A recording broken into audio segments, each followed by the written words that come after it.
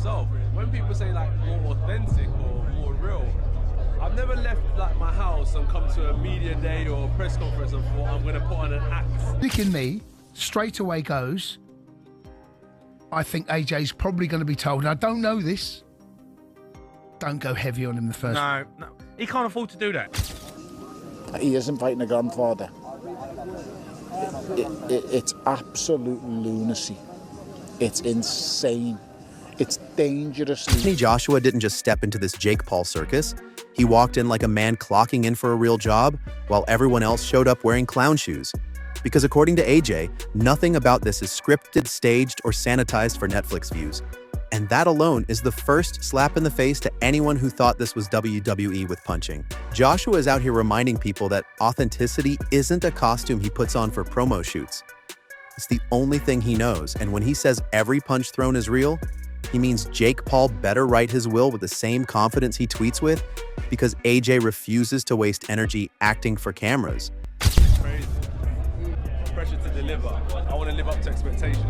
I've always been true to myself. When people say like more authentic or more real, I've never left like my house and come to a media day or a press conference and thought I'm going to put on an act. And then when I go home, I'm going to be someone completely different. Number one, that's a whole with the energy. And number two, like, remember, half of the time I'm speaking to people, I feel like I'm speaking to a camera. I'm not speaking to someone on a level. So it's been difficult. I don't really express myself too well to a piece of plastic. I have better conversations one-on-one around it. Which is hilarious considering Jake has practically filmed half his life, like he's starring in his own documentary titled Delusion the Sequel. And if you think this fight is theater, let's talk 80 pounds million from Netflix money, so big, it could convince a retired monk to lace up gloves. And yet Joshua still insists the fight is full. Queensberry rules, 10 Oz gloves, real blood, real sweat, and potentially Jake's real dental reconstruction afterward.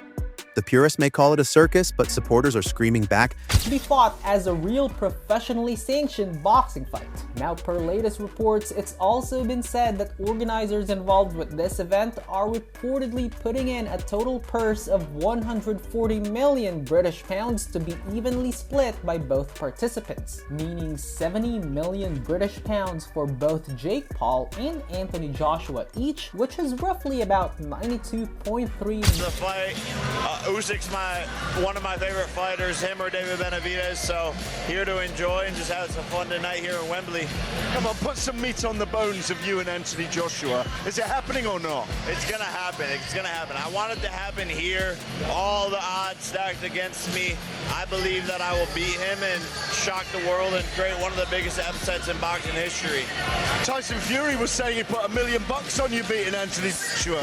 I seen that, he's backing me. He's a smart lad. But how do you love the atmosphere here? Wembley's brilliant. We'd love to see you fight here, by the way. Man, I love it. Like, the UK fans really love boxing even more than American fans. So I'm going around the pubs, talking to all the people, asking them about how they think about the fight. I just love the atmosphere. I love to be here, and this is always his. That Joshua has been fighting actual giants his entire career. So stepping in with a YouTuber boxer isn't disrespecting boxing, it's charity work with violence. Meanwhile, critics pointing to Joshua's recent losses are pretending he's washed, as if AJ isn't still a two-time heavyweight champion with a punch so mean it could turn light bulbs off with a shockwave. And that makes this fight his unofficial comeback narrative, not because Jake is a threat, but because putting him to sleep in front of 200 countries would be the cleanest "I'm still that guy" message ever written. And speaking of numbers, the 140 pounds million purse split evenly is the kind of money that makes grown men reconsider career choices, and absolutely no one is declining that bag. Boxer. He's not taking nobody's dive to Jake Paul, okay? He's not following nobody's script with Jake Paul, okay? And the difference is, because I've seen a lot of people say, this is a circus. No, it's not a circus. Anthony Joshua's coming off of a knockout loss. He's been out the ring for a year, and he has serious fights already lined up. Not to mention, the only fight Anthony Joshua ducked in his entire career, unlike Gervonta Tank Davis, is the Deontay Wilder fight. He fought Alexander Usyk twice. He fought Daniel Dubois. He fought Dillian White. He fought everybody in the heavyweight division outside of Deontay Wilder. And he is trying to fight Tyson Fury now. So he fights the who's of who's in the heavyweight division. Okay?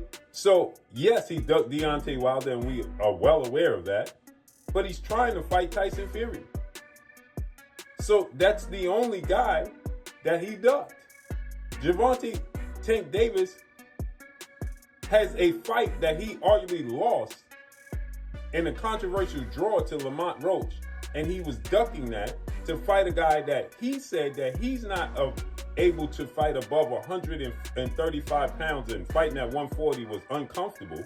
He's going to fight a catchweight fight at 195, 50 pounds heavier than the 40 pounds that he said was uncomfortable for him to fight, against a guy who is 6'1" with a 76-inch arm reach, but couldn't give us the fights we wanted to see in it. Not even the critics who pretend they wouldn't take a right hand from AJ for a fraction of that. But Jake? Oh, Jake is pounding his chest like King Kong with a camera crew, swearing he'll shock the world, confidently declaring he will beat Anthony freaking Joshua, which is adorable in the same way toddlers telling you they're going to drive the car is adorable, cute, delusional, and slightly concerning. Yet analysts keep saying, don't count Jake out, because unpredictability is part of boxing. And fair enough, Jake has shocked people before, but shocking Ben Askren and shocking Anthony Joshua are two different planets. One is a trampoline park and one is the surface of the sun. Still, the lopsided danger is real. Experts are warning this isn't a size mismatch, it's a species mismatch, with AJ's power being described as, this man can unplug your consciousness like a USB. Don't like Jake Paul. AJ is going to do you a favour because he's going to flatten him. But big props to that Jake Paul for getting it ring with him. Listen to this, he's a multi-millionaire. Multi-millionaire. You don't have to box. And he's fighting him. He's either a madman or he knows something we don't know. But people like saying, oh, I won't take this Jake Paul fight. Listen, every boxer on the planet would fight Jake Paul for money. I'd fight Anthony Joshua for money. I'd get flattened, but I'd fight him. So yeah, I think people sometimes have to watch what they say and think about, if I were going to get 100 million, you put lottery on how many is lottery? Every couple of times a week you put lottery on, hoping to win Euro Millions. That's Euro Millions. He might get out at first round, Jake Paul. He might do. He's not going to come and start swinging at him. He's going to move his feet in and avoid him, but fair play to him. Joshua's been fights in the works. Anthony Joshua versus Jake Paul. As a Brit, how do you evaluate? I've just seen that. Someone just told me about that. That's mad. Fair play to Jake Paul, first of all, for taking it. But if AJ doesn't knock him out in like 1-2 rounds, then I feel like the fight must be fixed or something, because I'm going to Anthony Joshua, obviously, for the KO. So yeah, when is it, you know? It's going to be next month. And the concern isn't whether Jake can survive, but whether doctors should pre-schedule his post-fight appointments. And honestly, that's the first reasonable take in this whole saga. Eddie Hearn, meanwhile, is laughing all the way to the bank, calling this a strategic business opportunity. Because Joshua's legacy is cemented, the payday is outrageous, the global exposure is insane, and even if people cry sellout, nobody is selling out harder than the fans who will still watch it live while complaining in the comments. Hearn basically said, legacy secured, let's get the bag. And honestly, respect. And at the end of the day, commentators are calling this the perfect modern boxing cocktail: 40% business, 40% entertainment, 20% athleticism, shaken aggressively over social media hype. I don't know, mate.